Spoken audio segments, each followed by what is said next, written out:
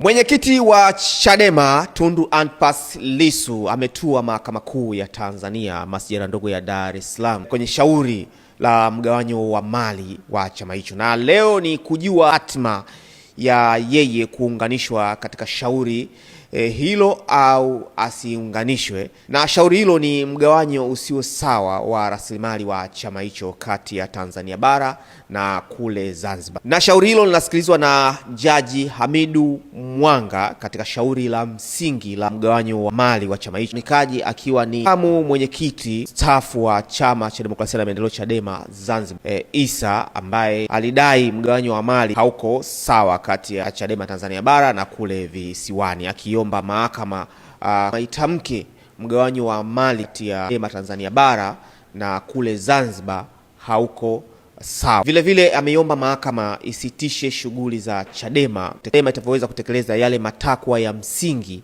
ambayo yanadaiwa na huyo aliyekuwa makamu mwenyekiti wa Chadema Zanzibar. Na shauri hilo sasa ndo limeitwa na tutajua kinachoendelea mahakamani hapo.